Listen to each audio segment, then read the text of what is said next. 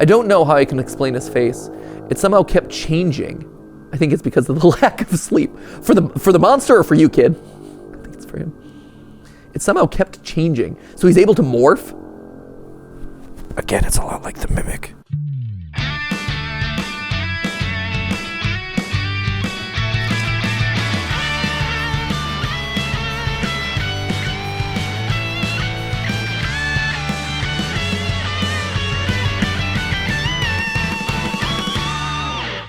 Hey guys, and welcome to GTLive, where today we finish our coverage on the man in the suit. This has been an analog horror series that we've been reacting to in 2 previous parts, and today we should be able to hopefully get through the final 4 videos that we have. The last one is 11 minutes long. I worry about that. However, last time we figured out that we were trying too hard. So I think today if we try a little less hard and do a little bit more just letting the story speak for itself and not, going out of our way to spend like 30 minutes trying to solve things that the video then answers 5 minutes later, that'd be great. Yeah, that's so easy for us to do. Right? I feel like that's the efficient solution. Right. But if it's like, here's the straight path, and then here's the, go over the hill and through the valley and swim an ocean, and then you get to that path. We always go this way. Right. Always. Well, the curves are interesting, and maybe they symbolize something, or there's something interesting along the way. And to be fair, sometimes when you pursue the curves, you discover things that other people, like maybe the show or the video isn't presenting you, or maybe you've come up with a different interpretation. Yeah. So there is value to it. We're pro curves. I'm all about them curves. All about them curves. Love them curves. Hey, but before we let's move away from that as fast as possible. Before we get to Man in the Suit, one thing I did want to quickly address is the Game Awards, because as we film this today, the Game Awards are happening tonight, which is very exciting. It's funny, of everything, because I've had the fortunate opportunity to do a lot of weird stuff in and around like the space and the world and digital video and stuff. I wish I had another crack at the Game Awards. It's one of those things that I look back and I'm like, oh, I wish I could do that one again. Because I was a presenter, I think it was like somewhere around like 6 years ago. Me and Justine doing a best indie game. A long time ago. I think that was the year with Schick Hydrobot. So you had a giant razor superhero guy, robot, walking the red carpet and shaking hands with everyone. The Game Awards just give you these moments of weird cognitive dissonance, where it's like, look at me, I'm on the red carpet of an award show. Also, here's the giant robot razor at the end, shaking my hand. And then there's Miyamoto. And you're like, what? Look, I've not watched many Game Awards in my lifetime, but every single one I've tuned into has been an absolute fever dream, where it's like, That's fair. Am I watching this program or am I hallucinating? And I don't know. I do. I love the uncanny valley that it sits in, because it's award show, but really it's a bunch of commercials, like, for upcoming games. Like, really the value proposition of the video game awards are just like, here's a bunch of trailers for things that you're going to want to buy or pre-order or whatever, and also here's the awards, I guess. But wasn't there that one year where that guy was just there? Like, he was just there. That guy was just there. Yes. Sorry, there were a couple people who were just there at the Game Award. You might have to be more specific. No, it was just a guy, and he went up with, like, this one game team. Do you know what I mean? Nope. Really? I feel like that's all the time at the Game Awards, is a guy surrounded by a game team. Are you talking about the guy who crashed the awards? Because that happened last year. If he just like went up and he wasn't part of the team at all, like he just walked. Yeah, that was last year. Yeah, that's the guy who was just there. Yes, that was the guy who was just there. Yes. Right. But I see you call out that. My favorite moments are the ones where it's like Ninja presenting an award with the Pepe the Shrimp from the Muppets. I believe I was looking at the Game Awards because I was writing the script and polishing the script the other day, and I was looking at the Game Awards Twitter, and they're like, now presenting, or like new presenter, Gonzo. And you're like, Gonzo the Muppets? And they're like, oh yeah, Gonzo from the Muppets. Sure, why not? You also rewind back to the earliest days of the Game Awards when it was like Samuel L. Jackson was there. Like, this was the Spike Video Game Awards, and Samuel L. Jackson was like the main presenter, and they're doing laser battles across each other. Like, if you just go back, look up some old clips of the Video Game Awards, you will not be disappointed. there's the year where Joel McHale co-hosted and like was so clearly just going off book and ripping on Jeff Keighley and the entire thing the entire time. It is, if you are into like cringe or uncomfortable humor, that one is a must watch, because it is just, you're just sitting there and you're like, oh wow, this is so uncomfortable the entire time. It's so strange because the Game Awards, whenever they happen, like you said, something weird goes down. It does. Is Jeff okay? I always wonder every year if Jeff is okay. I worry about Jeff sometimes. Right? Jeff is one of the sweetest guys. Also, so you know, like Jeff is one of the sweetest guys. I love him. He is so nice and he cares so much. For all we meme on it, for all we talk about it and joke, like he cares about video games so much. He loves the art form so much and he respects it so much that he wanted to take it from the Spike TV things, which were just like this complete, you know, shit show, for lack of a better word, right? And I know I said it. I was trying to think of what is a way to not use a no word. But I'm like, that's pretty much that's what they were, right? Yeah. And he's like, no, video games deserve better than this, which is why he created them and worked really hard to make that happen, which is amazing. And so kudos to him. But yeah, I worry when those weird things happen and when like something goes off the rails or people like meme on it too much and this and I'm like, oh, poor Jeff. Like, I think he's okay. I think he's come to terms with it. Okay. But it's, and he kind of has embraced the weird amalgamation that it is. But yeah, it's one of those. I hope he knows that people appreciate him. Oh, I think so. I think it went through that like weird, awkward like teenage phase of like it's trying to find its identity. People don't know how they're supposed to react to it. But I think it's gotten to the point where it's like, oh yeah, this is just an accepted thing in the space and we approve of it. Streamies going through a similar thing or have gone through a similar thing. Right. And they're coming out on the other side too, in much the similar way, right? Anytime you're starting up anything big and formal like this, there's that like awkward period of like, do we like this? Do we not? Do we embrace this? Do we not? And I think both of them are kind of crossing into that. Like, oh yeah, this is just like the industry standard now, and that's cool. Yeah. Which is fun. It's fun to watch that stuff happen. Anyway, the reason I would love a redo is I look back on my old appearance on there, and one, the video game awards were just in a very different place, and I, as a person, was in a very different place. And so it's me going up in like the red jacket. And I'm like, oh, it was an award show. Like, I should have dressed up. Like, I wish I could have dressed. Like, why didn't it occur to me to dress up at this like big award show? That was stupid of me. I should have dressed up. I feel bad. Like, oh, that was a missed opportunity for me. And then secondly, which was out of my control, was we were presenting Best Indie Game. And so you're supposed to be like, whoa, it's the award, like exciting. But the award that we presented that year, justifiably so, because it was an amazing indie game, was for That Dragon Cancer. Oh, yeah. And so, you know, it's kind of a heavy game. And so when you're like, the indie award goes to That Dragon Cancer, like you strike this really weird like tonal disconnect of, you're supposed to read a thing, and you don't know until you open it too, so you're reading it in real time. So you're going into like, yeah, let's hype it up, but then it's like, oh, cancer. So it's one of those where I'm like, that was rough. Not my shining moment. Wait, so okay, because I always wondered if that was faked or not. But What? you genuinely don't know what the game is when you go up? No, you have no idea. No idea. Wow. Yeah, no clue. No. If I had known, it would have absolutely fundamentally changed how I read that. No, the presenters don't know. Wow. I hosted the Streamy Awards. I knew none of that. Like, I was at the end of the Streamy Awards, we had this whole bit where we seeded out clues to the audience, and every table had like a letter of the final winner. This was my concoction. I'm like, I want the audience to participate in this. I want everyone to solve it together. I want it to happen in real time.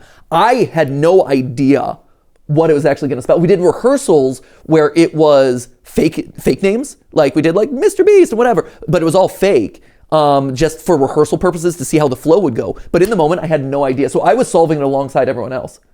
Oh my gosh. There were I think 3 people who knew. It was the creators of the show, because they are in charge of like the tallies and stuff, and then whoever makes the cards. That's it. Wow. Yeah, so you don't know. No, when you open the card, you're reading it in real time. My faith is restored. Yeah. I don't really trust any of those shows, frankly. Yeah. Because, you know, a lot of them are so much like sponsored bits. Oh, and yeah, it feels so fabricated, where it's like, I don't know, like it feels very Yeah, no, right. It feels very synthetic. Right, it no, does. Even like what? To this day, I think that when the Oscars, I don't know if you know this one, but like a couple years ago when the Oscars had like the flub of like La La Land won. Oh no, it was actually Moonlight won. It was yeah, this or like big, Steve Harvey, right? When he right, did that thing. Exactly, yeah. And I think those are staged. I think those are manufactured. But the number of people who are involved with them Or actually, I think few. I think that there are some people who might be involved with it, but I do think that like, for the most part, it's kept on like the most need to know basis. Wow. Yeah, so you're not wrong. I think a lot of that stuff is staged, but you know, it's the people who need to know, right? So I wouldn't know if the presenter was just handed the wrong card purposely, and then it's all a live reaction from there. So maybe 3 people knew that it was coming, but you know, the person who's actually involved in the bit might not be aware of it. That is wild. Yeah. It's like, I feel better that, you know, some things are like, oh, they genuinely don't know, so it's all a surprise. Oh, yeah. But it's also like the staged or those synthetic moments, as you said. Get your views. Oh yeah, right. That's you know, right. That's the thing. That's what it is. But yeah, so that's one of those ones where that was just a weird, uncanny moment. That was a weird performance thing. And also, again, when you're up on stage, there's a lot of pressure to move stuff along, right? Like the teleprompter is pushing you along. Like opening the envelope is the most stressful thing ever because the envelope design is critical. There are some envelopes that are incredibly, you know, you're like ripping it open like a letter and you're trying to get in there or whatever. But then there are others where it's literally just grab and do the Velcro. The Velcro opening is the way to go because that's easy. But envelope design is crucial. But I remember Justine and I being up there and we're like, get it open. You know, everyone's watching you and the cameras are watching you. And it's like, there's dead air. So you don't like pre-read it and think about like, this is my present. You're reading it in real time as you've opened it. Yeah. So, but yeah, I'd love, Jeff Keighley, I would love to do an intro for the Game Awards again. Although at this point, I know the Game Awards have like actual celebrities, not mid-tier influencers like MatPat Game Theory. Although to be fair, I get recognized a lot these days. So hey, you know, put a gamer with a capital G up there.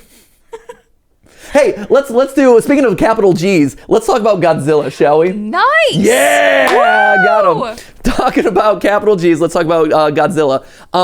So last we left off, Mailed Message was the most kind of emotional of the uploads for me as far as talking about the connection that the man has with the suit, talking about his sense of loss from losing his family to the Hiroshima bomb, and this kind of rage and frustration that exists from Godzilla being forced to cooperate with the Americans and King Kong, who dropped the bomb on Japan, right? So without any further ado, same year, a little bit later that year, we go to dorsal extraction. So I'm assuming we're gonna get like a little boop popping out of there, as we often do with this. We're gonna go here. We do know that we have to translate this. So let's do Google Translate, because it doesn't always happen there. Boop. I'm beautiful in the dark. That's poetic. Oh, Godzilla. Ooh. Oh my. Beautiful in the dark, are you? Also, I'm just sorry. Chi Row House, Fayetteville, 7104. Get the MatPat.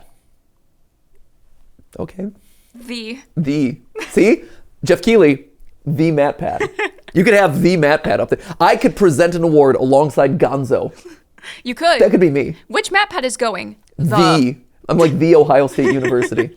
Okay, I'm beautiful. Godzilla's beautiful in the dark. Let's see what we got here. Dorsal extraction.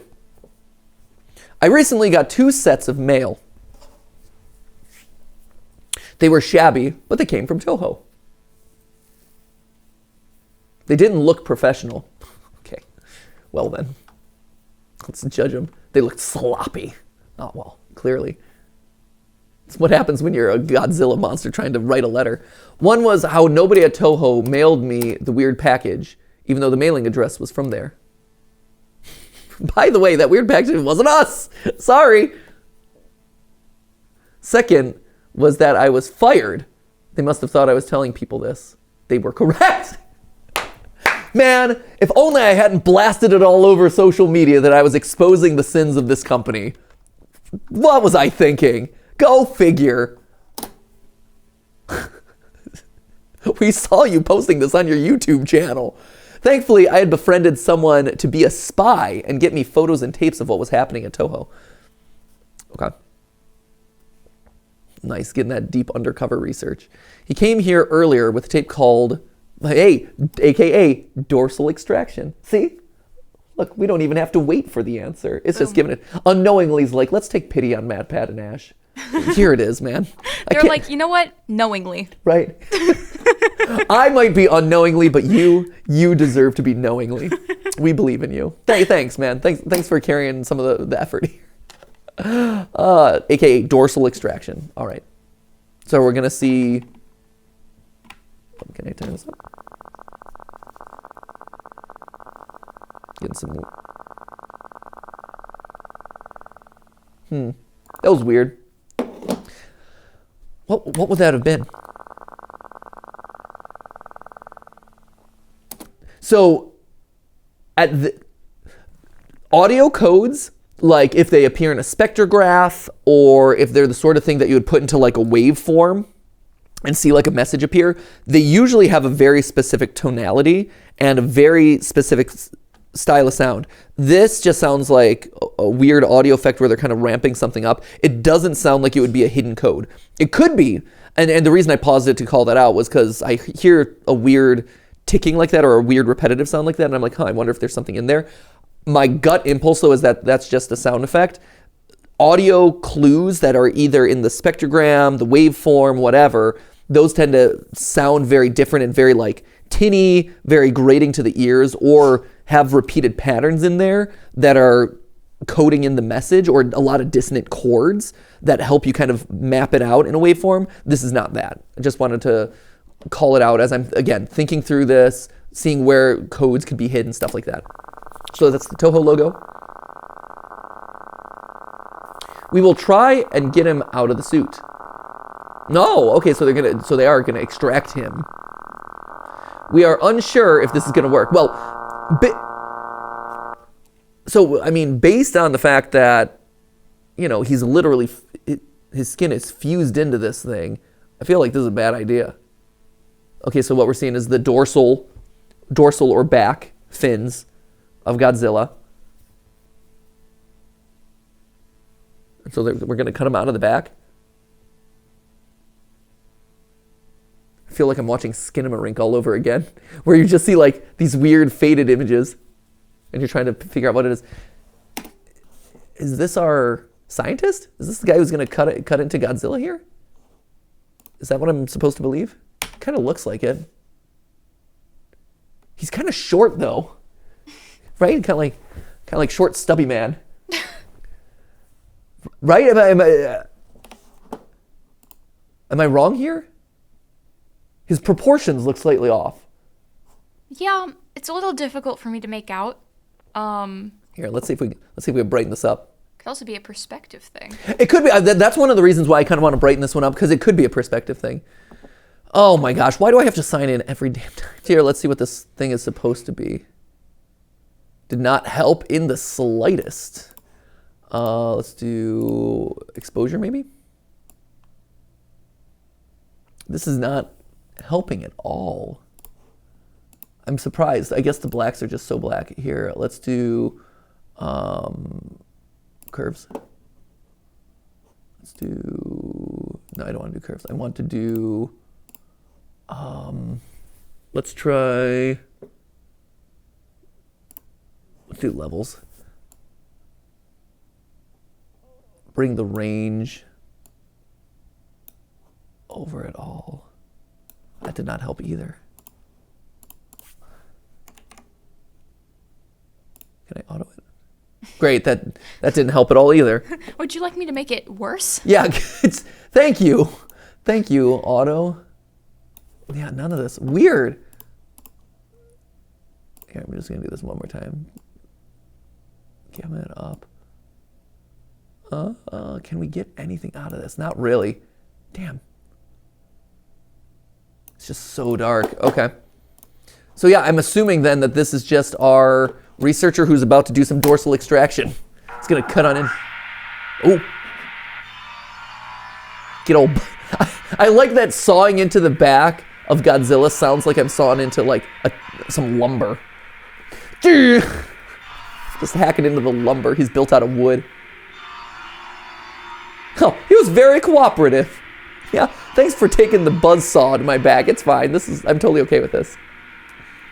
We thought it would hurt him, but it didn't. That is interesting. Because again, Godzilla is a suit. It's a rubberized suit that his skin is now fused into or he's merged with. The results are fantastic. Yeah, are they? In terms of you were able to get him out of there? Ooh, this be dark.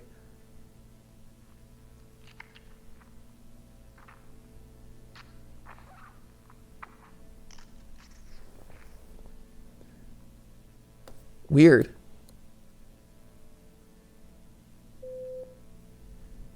Okay. I'm surprised. Okay, so I'm assuming that's the dorsal coming off, right? The dorsal fin? It has to be. Right, it has to be. So, hey, we sawed through his back, and now we're cutting off that dorsal fin. Bloop! And so that's the removal of that. Nice squelching sound. Just as I remove, you know, the flesh fusion man. And then that's showing the end of the tape that we were sent from our mole. I'm surprised that isn't the end, because the spy told me that after 2 minutes of this being filmed, the man in the suit would attack a man with a camera. He told me the flash from the camera hurt his eyes. The spy told me that after 2 minutes of this being filmed, the man in the suit attacked a man with a camera. The flash hurt his eyes. Okay.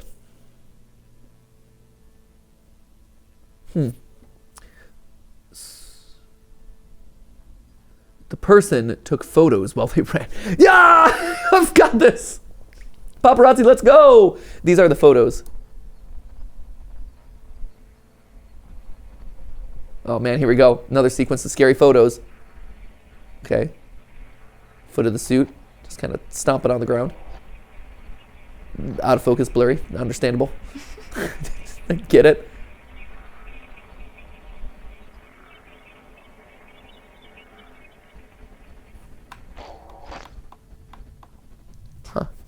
Yep, nice Godzilla thigh. Godzilla did not skip leg day.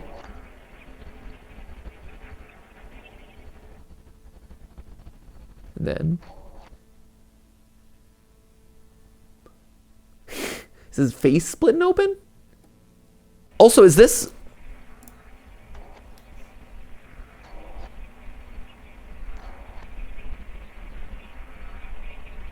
see the background noise here? This goes to the difference between that opening noise and this background noise. This sounds like it could be more code-like because it has that kind of like repeated, almost like crushed down whispering effect to it, that it feels like it could actually, it's not just a bunch of undercurrent kind of like atmospheric noise. It feels like you could hide something in that audio. And like we saw last episode where it was the J. Robert Oppenheimer, I Am Become Death stuff, there is an element of this series of putting stuff in the audio bed as messaging or secret code to us as the audience if we're really paying attention to it. And you hear how there's like a couple different words, or there's like two different tones there of like backing audio, and then it stops here and then it comes back.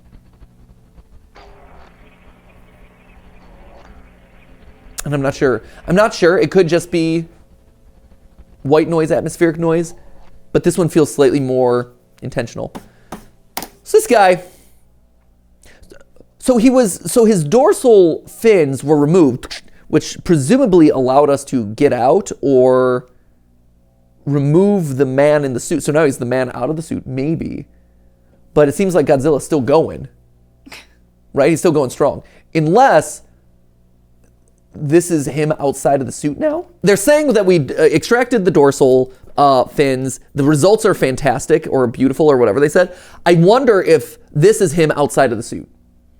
Like, is this, this whole time it's been Godzilla, but now we've taken him out, and now him and the suit live as separate entities. I'm wondering if him being fused with the suit has now created two separate Godzilla-esque monsters. Him, the man in the suit, now out of the suit, and the suit itself. That's my guess. We'll see. Dorsal extraction. Let's go with Angurius suit 1956, shall we? So this is another flashback to after the Angurius incident, about like 8 years prior or whatever. After digging for it, oh, here we go. Oh, look at this. Google Translate translation. Why can't they listen? I just want to be human again. Okay. After digging for it, they finally found it. He finally got the tape I wanted. I want to know what happened to the man in the angurius suit. Yeah, right? We were curious about that one. He got bit by Godzilla, and then all of a sudden he was just kind of like hanging out in the angurius suit. So we don't know any conclusion. We've been following the man in the suit the entire time. We have tried our best to comply with the other person mutated in the suit. That's nice of them. They're trying to be helpful, but his persistence hurts our finances. Toho, they do make movies for cheap, right? That was their whole shtick back in the day, is they make cheap monster movies, so that way, they were basically like the Blumhouse of monster films. It's like, what is a cheap film that we can produce, that we can then do like 1,000 of them, and each one makes a little bit of money. Great. So that was Toho's model back in the day. For monster movies, that's why you see the same suits over and over again, the same sets over and over again, things like that. Can't have Angurius man hanging out. No one wanted Angurius, they wanted Godzilla. People want to see him, but he doesn't want to be seen. Hashtag relatable. I get that. Right? I feel that way, and my body isn't fused into a giant rubberized monster suit. I was confused at first. This was all? He's just hanging out on the studio lot, bothering the PAs. Then he started to explain. He explained that the next movie was supposed to be the man in the angurius suit versus the man in the suit. They've tried their best wanting to comply with angurius, like if they were training a dog to do tricks. He snapped a photo of them trying to comply with the angurius. Sit, boy, sit. He's teeny. I think it is important to remember, it is important to set the context right, of this whole time you're thinking, oh, the Godzilla suit, the man in the Godzilla suit. It's still a suit. It's not Godzilla. It's not like an oversized giant monster. It is literally a human-sized monster, maybe a little bit bigger because it's a slightly like a exaggerated size suit, but they're still humanoid, right? So you see this context of other people in frame with the angurius, and it's like, oh, he's just a little teeny boy, a little spiky boy. Yeah. It's like my little pet hedgehog. I could see this guy being like a YouTuber pet, where they're like showing it off for the clout. Like, hey, got a new pet, guys. Angurius. It's basically the new axolotl. For a while, a lot of people were getting axolotls because they're like, that's a cool pet that, is going to be interesting in thumbnails and be quirky. It's true. No. It's like the guy I got this from said it was a familiar. I don't know what that means, Yeah, but... right. But I'm familiar with it now. Great. Little angurius, a little precious boy. They said that they were going to use force on him using tasers and such. We would not do that for Sam. We could tell him. Right. We could be like, hey, Sam, no tasers. No heavy force. You just do you. But he warned me that there was a movie in the works. Those monster battle crossovers, all about it. Something about Gojira battling a robot. Is it Mechagodzilla? Giant moth! I like the dramatic reveal of that one. Like, very dramatic. So we're talking about Mothra, yeah? It's like Silence of the Lambs.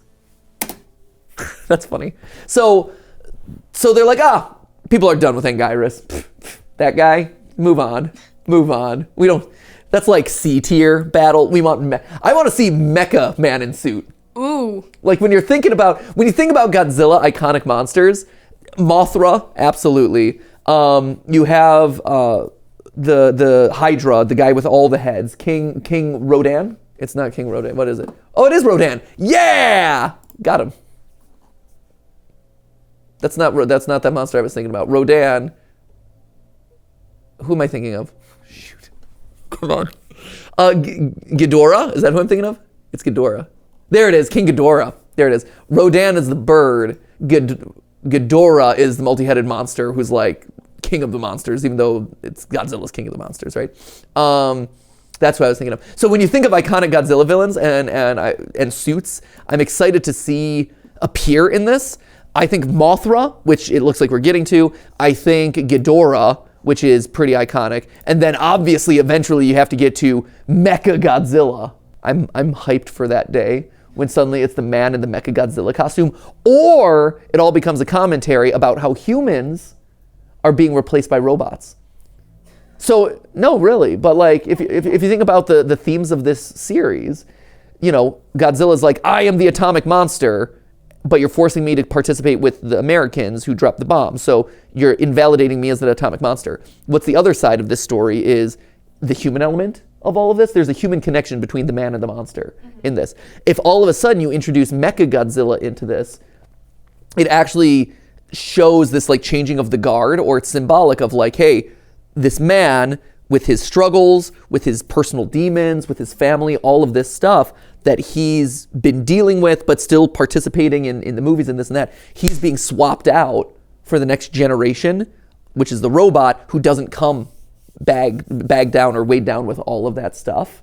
It's interesting, right? It's a passing of the torch, and it, just like we saw the monster side kind of get subjected to kind of this inhumanity of partnering with King Kong, we also get the human, the man side of it getting replaced by the robot. I think it's an interesting potential way to take this moving forward. It seems like we're moving into Mothra territory now, but if unknowingly continues this series, which I hope that they do, I think that could yield some really interesting results there. Is, hey, looking at what each of these monsters truly represent in the Godzilla canon, what they mean in context to this kind of like human monster hybrid that we've created with the man in the suit, and how they kind of bounce off of each other as foils, right? Ghidorah, I'm not 100% sure what the symbology there would be, or kind of like what the symbolism would be, but Mechagodzilla seems pretty solid to me. Here we go. Translation. This is from Rex Murphy. This place, the outside air, the cars, the windows, the house. Did they just move on? Will we forget? Ooh, the best part about this series is that we don't see Godzilla completely in this episode. Yet the sight of his dark silhouette just standing still and looking around at uncanny yet ominous is uncanny and ominously disturbing. Cool. All right, this is rare newspaper. This is from 2 years after the mailed message, after he's been extracted from the suit, presumably. So we don't know if there's two suits running around, one suit, or one man who's just a monster now. Unclear what the dorsal extraction process actually did for us. I've tried to get off of this situation and just leave Japan, but if I tried to, I'd probably be arrested. So they'd find you, like you're identified at the airport. I went too far into this rabbit hole, too far to the point that I can't get out. Yeah, that's how they always get you, man. You start to go so far, and now all of a sudden you're like a public enemy. You've got all these eyes on you. It just keeps getting worse. It's one of those reasons why conspiracy theory, I couldn't do it. I couldn't do it for my mental sanity, but also I worry about like if you ever did stumble too close to, like if one of them ended up being true, you're like, now you're on there. Somewhere in the making of the new movie, the man in the suit somehow escaped. The man in the suit somehow escaped. Somehow. I feel like more movie titles need the word somehow in there. Like, Emperor Palpatine somehow was born again. The man in the suit somehow escaped. You don't know how. You got to tune in and find out. Like, you got to answer. It's like the movie version of clickbait. Oh, how do I know this? How do I know that there's this movie about the man in the suit somehow escapes? How do you know this? It was on the news. Well, there you go. That'll do it for you. Oh, man in the suit's looking good. He's gotten a little thinner. He's a little bit, more stretched out now. Looks like he's got more control of his tail. It's not just the like wacky rubberized suit blopping around everywhere. Title: Monstrous Movie, Monster Sighting. Monstrous movie, monster sighting. Sightings and witnesses have seen a creature that resembles a lanky and tall Godzilla. See? Godzilla got a glow up. Man, the man in the suit got a glow up. His makeover. Extreme Makeover Godzilla edition. One late night couple started to... One late night couple? Or one late night couple. Very different context. Oh, it's that late night couple. Those guys. As opposed to the early morning couple. One late night couple started to travel home as the husband took some photos. The husband was a photographer and thought taking a picture of the road would be an inspiration to his next photo piece. Oh, yes. There. Oh, I've got such creative block right now. Oh, there it is. I gotta remember what this road looks like. Oh, it's amazing. Let me guess, but he took the photo, and then all of a sudden there's Godzilla. One of the photos captured this. It's a very dark photo. It's Godzilla walking down the street. I love it. I like that the Godzilla appearance in this photo is completely arbitrary. The guy is driving down, one late night couple, they're driving down the street and he's like, man, I just got to do something for this creative block. He's like, this road, this is the thing that's going to do it. Let me pop out and take a photo of this. Oh, by the way, giant Godzilla monster just so happens to be by. Yeah, so this also calls back into questioning the sizing thing. I was going to ask that too. So proportionally, this seems wild. Also have to note, you know that standing emoji? Like where the guy is just standing? That is the exact stance this dude has. It is. That dude being Godzilla. Exactly. Being the man in the suit. Right. Right, or the man out of the suit, question mark, at this point? Dude, potentially in the suit? Yeah, the man somehow maybe in the suit. The man who was suited. But right? No, you're totally right. Like we were just calling out in the last upload that angurius is a teeny boy. He's just a little guy hiding out in his angurius suit. Here though, this guy is towering over these cars. Oh yeah. That is a very different size, I gotta say. Maybe because they hatched him open like a Hatchimal, he's expanded. He's growing now. He's able to grow. Before he was like trying to shed his skin, but now he's free. Oh, by the way, there's this giant monster here. Ruining my photo. That's funny.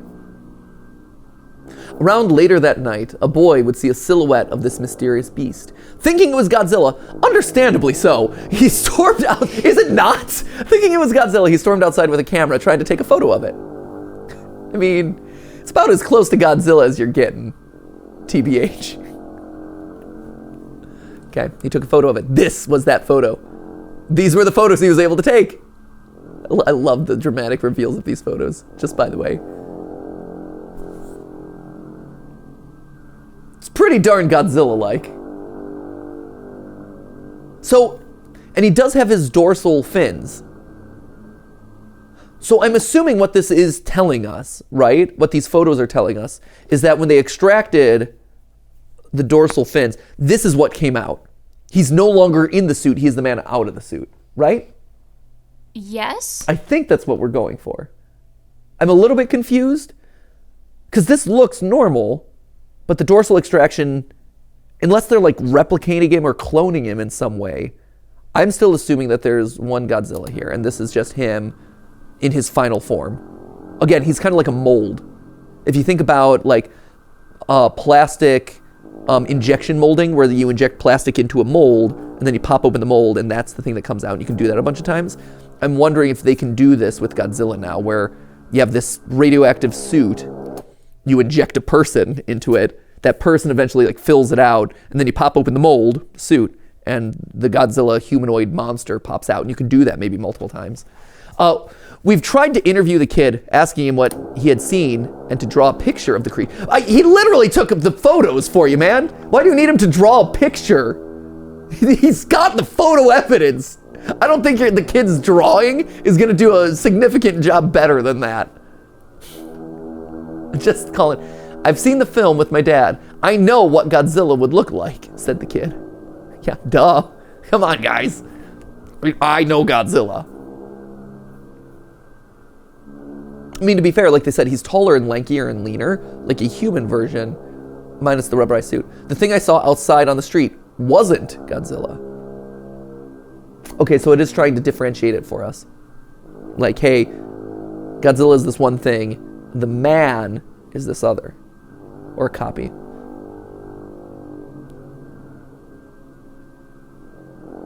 The beast's skin looked fake, yet real. Looked fake, but real. Very uncanny. Thanks for the constructive note there, kid. You're looking fake, but real, but fake. Yeah, it's because, again, it's the human skin fused. I don't think it was a creature. It might be some man in a suit. Man in the suit.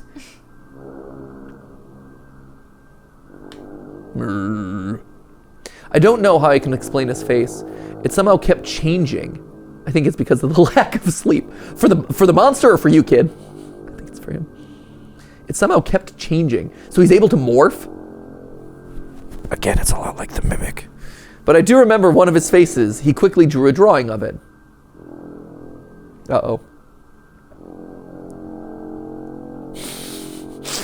Hey, you guys! Look at how excited he is. Talented kid. Right? That's pretty good. That's better than the leprechaun in Mobile, Alabama.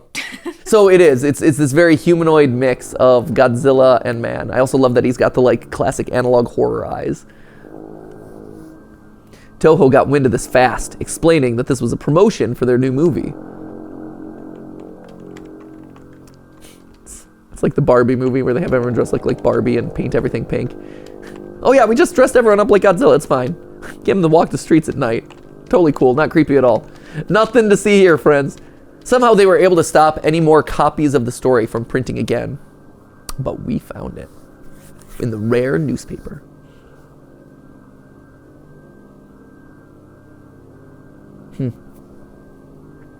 Toho, keeping a lid on it. I have too many questions.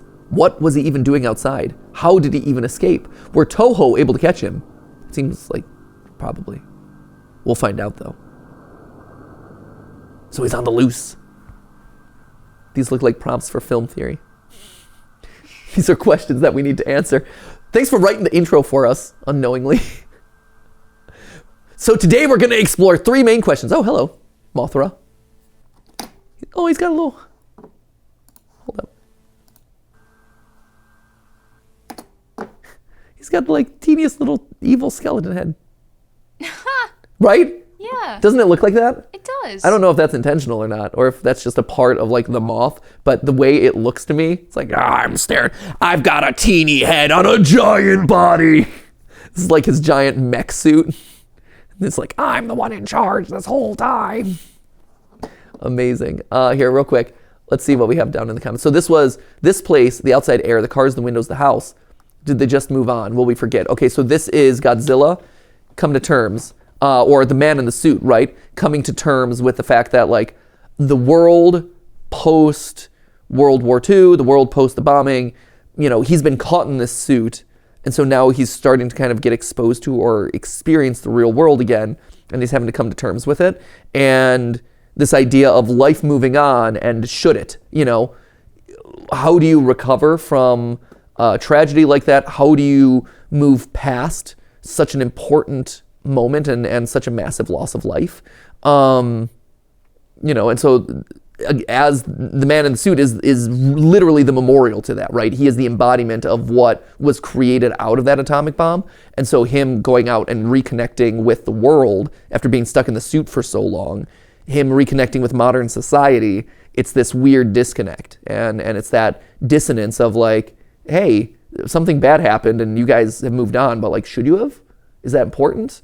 You know, how important is it to remember, and, you know, where does the limitations of that exist? It's an interesting question, for sure.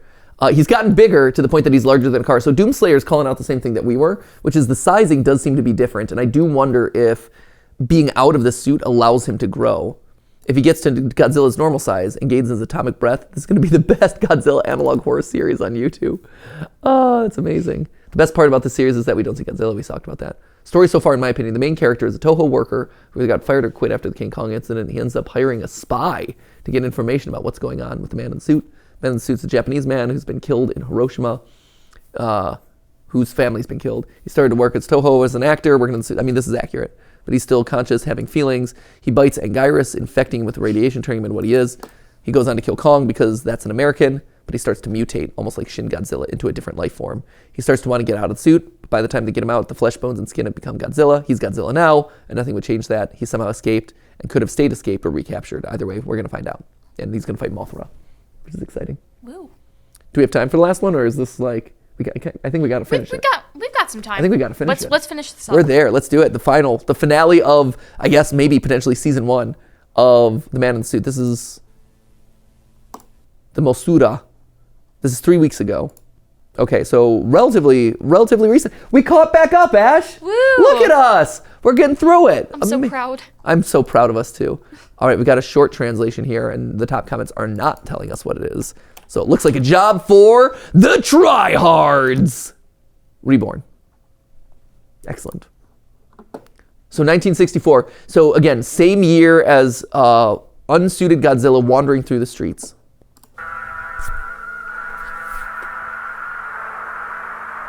Oh man. And again, as a friendly reminder, I'm impressed that they've been able to do as much as they've had with this series, because Toho is very notorious for, you know, doing a lot of copyright stuff around their work, which, hey, they're right to do so. Mostly figure Godzilla. mostly the figure of Godzilla. Somehow Godzilla is here. What? Somehow Godzilla. Mostly Godzilla.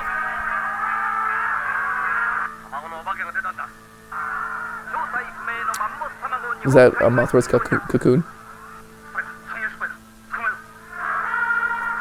Oh, I can't put on. Like, maybe I could use some closed captions here. Or maybe not. Oh, that atomic breath is decimating that tank. There he goes. So, I guess the question, right, we're going to find out is Mothra another person? The spy I'd befriended had told me what had happened during the time the man in the suit had escaped. He told me that something went wrong.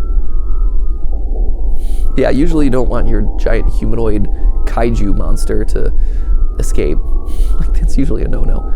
He said that this happened because of what conditions the man in the suit was in. Spooky music. He was lathered with some paste that made him look different and a bit shiny. They just, you know, he needed some like oil of Olay. They slathered him up with some shea butter. Yeah. He was starting to get chapped in the suit. I get this man some Aveeno. Chapping is a very real issue. Dryness, you know, baby powder can only get you so far, friends. You got to rub on that cocoa butter. At some point, you need to understand there's a problem, and then buy all the Aquaphor at Walgreens. Yeah, all loaded up. That guy is Vaselined to the gods. He is slicker than something. I don't know why. Somehow. Yeah. Slide that man down a toboggan chute. He is launching into space.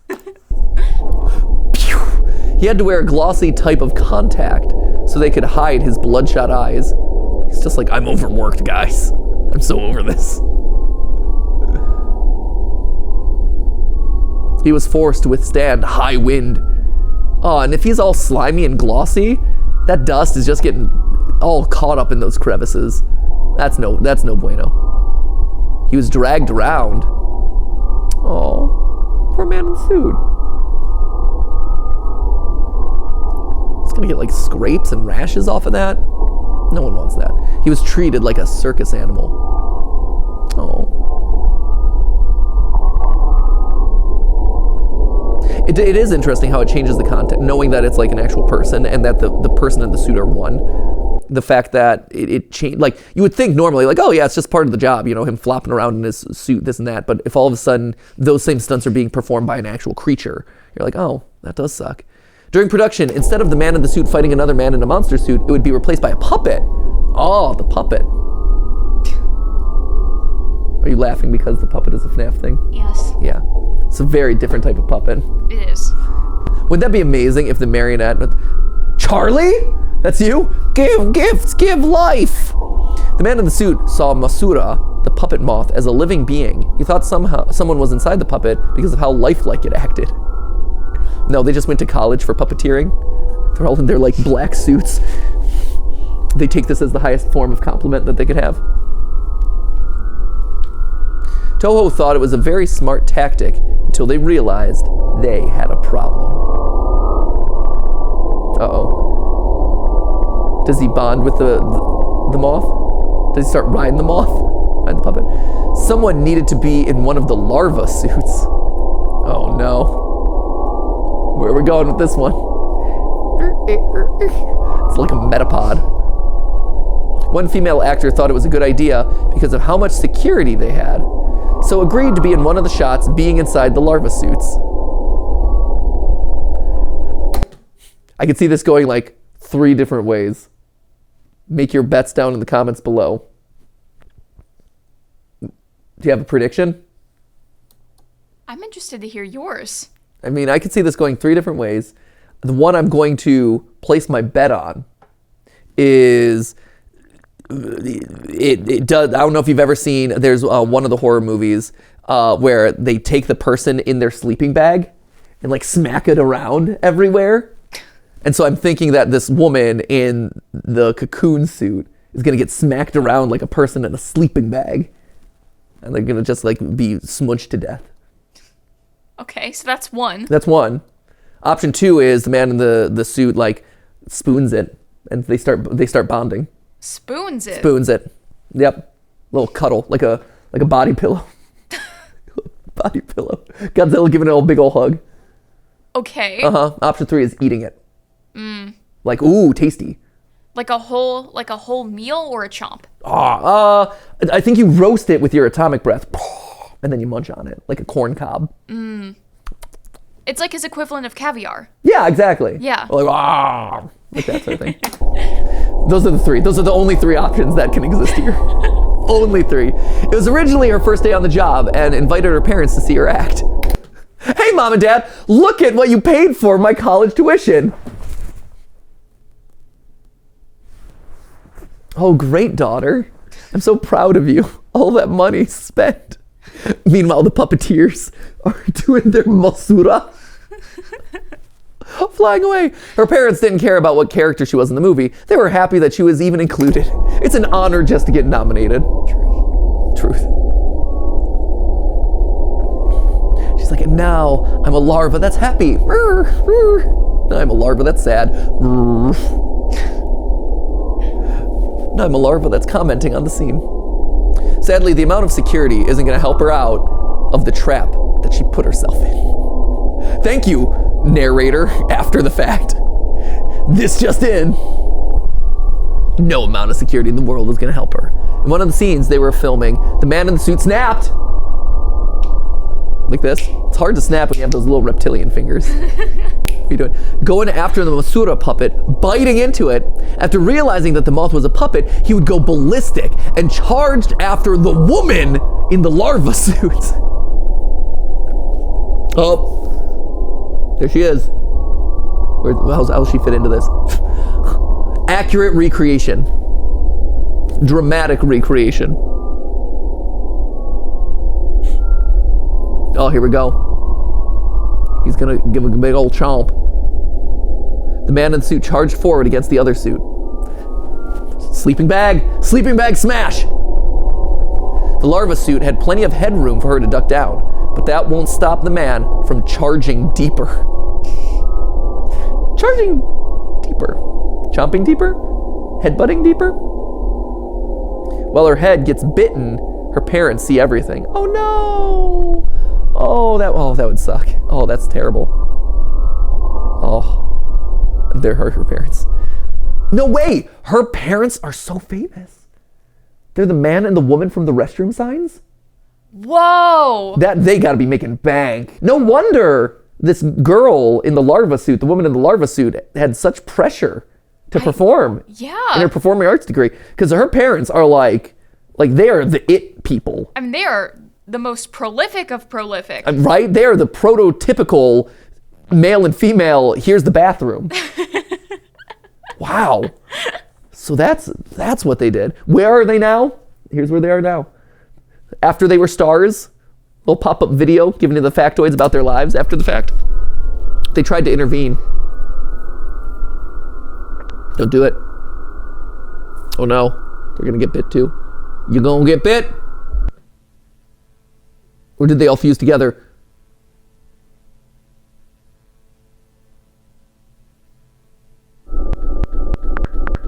They were both mauled to death by the man in the suit. If this had different tones, that could have been an audio clue. It's not, because it was the same repeating thing, but that also had the makings of like an audio clue. After mauling them, the man in the suit would immediately try to protect the larva suit, but the production crew were ready this time. It's like, no, this is my meal. It's like Skip protecting his mouse or whatever that he captures. With tasers, they stunned him away from the larva suit. In some fit of rage, he barges through security and escapes. Okay. So this is how he starts roaming the streets then. There was a team that was quickly dispatched to catch the man in the suit. 4 men were tasked to stay with the larva suit, wanting to try and get her out of the suit. I mean, there's a big old bite in it at this point. It should be fairly easy to extract her. The spy was in the team to get the man in the suit. So his inside man. Okay. It took an hour to find the man in the suit. At first when they're like, oh, the girl and her 2 parents are there, and I thought, oh, that's gonna be multi-headed Ghidorah. King Ghidorah. That could have worked. They saw him looking around the forest as if he was just wandering around and looking at nature. He's like, I haven't seen a tree in forever. Is this a tree? Is this content? As if he was calm. Yeah, he just wants to be put out into nature, man. Touching grass does so much for you. It's right? He's been working so hard for the last decade of his life. Touching grass. Just need to be out there. He does. Amongst nature. It's like, oh, this is what it's like. Yeah. I've been so stuck in the rat race of the movie studios. The studio system, kowtowing to Toho. This is what it's about. Reconnecting with nature. There's life outside of content. Wow. I feel like this works on a lot of layers. It does. It does. I feel like this is a commentary that we could all stand to listen to. We could. We could. Yeah. The calmness broke as it saw the people trying to capture it. They're like, we got a production schedule. It's like, it's the equivalent of Jason. Yeah, it's Jason. I'm like, oh, grass. Oh, family, let's hang out as coworkers. No! The man in the suit was surrounded. And then I'm like, no, Jason, leave me alone. Am I the man in the suit?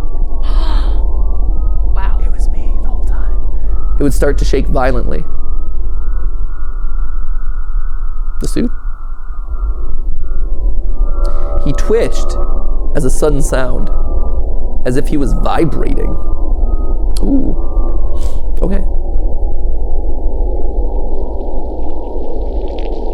Ooh. Oh. It vomited a red boiling liquid, presumably his own blood. Oh. Oh, did not see that one coming. Ick. Did not have that on my 2023 bingo card. Oh, the sound effect is even grosser in retrospect now. Oh, I hate it. Oh no. It's a lot of vom. Oh, he is going. I'm like, oh, is that his atomic breath? As he said, nope, that is his atomic blood breath. Oh, we can move on from this one. That's fine. Okay. At this point, it's gone from really gross to like icky, and oh, that was chunky. There was a big old chunk at the end there.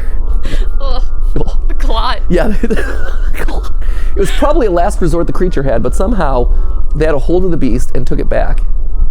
Oh man, that guy is suffering from severe blood loss now. Oh, I'd be worried about him. The spy took a picture of what was left.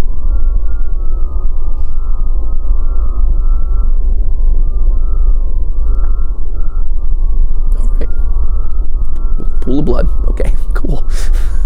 Great. They left quickly to go put the man in the suit into a secure place. Yeah. Give him like after giving up that much blood, you gotta give that guy like a cookie. Sit him down for a half hour, give him a cookie, like a blood drive. Let him rest for a little bit, recover. They feared the worst coming back. Oh, with the larva girl. She had hatched into an actual Mothra. Why is the blood pool a thing? I'm curious about what the blood pool is leading to. That's a very odd inclusion.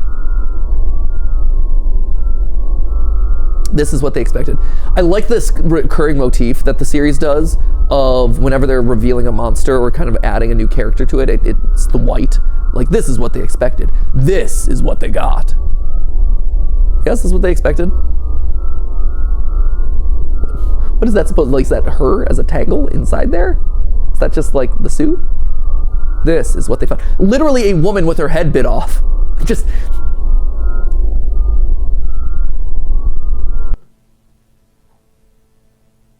They found nothing.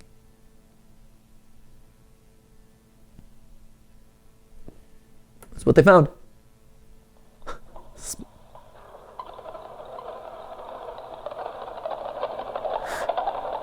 Oh, weird. Weird. A large sleeping bag on the ceiling. It's what they found. That was cool, actually. That was unexpected. The subversion of my expectations was really cool there. I did not see them going to like a quote unquote real life photo, and I thought they were just going to continue that motif of kind of like, oh, there's her body like in there. Seeing it on the ceiling as like a moth cocoon, it's kind of creepy. Oh man, another great episode. The vomiting blood. I hate that. I don't know why it's included. I'm curious if it's going to lead to anything. Presumably, yes, right? If I were to guess, that's going to lead to, maybe a Rodan or a Ghidorah where a lizard winds up in this like weird atomic like blood pool, or, a bird winds up like scooting down into it and gets, again, transformed by the radiation, by the rage and hatred and like disgusting like acid lava blood breath that it has. I love that Goji is referred to as the man in suit almost every time. It reminds you constantly that this was a human being in the beginning, but it won't let you forget that. You aren't able to alienate it and see it as a monster. I think that's true. I think that's a really smart thing to call out about this is, yeah, it's always the man in suit. He might be more monster now, and he might be more suit than he is man, but he always started as a man. And at its core, he is a person with feelings, a history, a family, and all that. I love how that this is what they expected changed from being normal person in the suit that was possibly injured to them fully reasoning that was probably a suit now. Yeah, I like that. I love that as a recurring motif. The switch to the white is very impactful, and it's been a while since we've gotten to use it, so it was exciting to see that come back in this final upload. I love this. This is really fun. This is a really, really fun one. It also has gotten me really hooked on the desire to just go back and watch a bunch of Godzilla stuff and educate myself more on the history of that franchise, more than, just watching a couple YouTube videos and things like that, but actually like engage with it. Really hyped for that. So unknowingly, congratulations. Again, this has been a really, really cool series. Thank you for letting us react to it. Thank you for putting it together and telling such an interesting, compelling narrative. I cannot wait to see where you go from here. So this one was November 12th, so a little less than a month ago. And it does seem like this was October 31st. This was October 19th. So it does seem like at this point, Unknowingly is doing about like roughly 2 a month, say. So we should actually be getting close to the next one at this point. The fact that we're in December seems like if they're on the same cadence that they've been on, I would expect one to come out like in a week or two. That being said, it is the holidays. There's no rush. Like, this is your series. Take your time. But I am eager to see what comes of it. And clearly, Unknowingly is doing more with the series. The uploads are getting longer. The story is getting more elaborate. So don't rush the process, but just know that I'm eager to see what you come up with next. So anyway, that, my friends, is the man in the suit. At least as much of the man in the suit as we have for now. Next time, who knows? Maybe we'll see him off flying around, flitting around. And then all us theater kids will be puppeteering it together, flying off into the distance. Or maybe we'll just wind up swimming around in the toxic blood pool. Who knows? Thank you guys so much for watching, as always. And remember, it wasn't a live stream, but it was a video for you. See ya!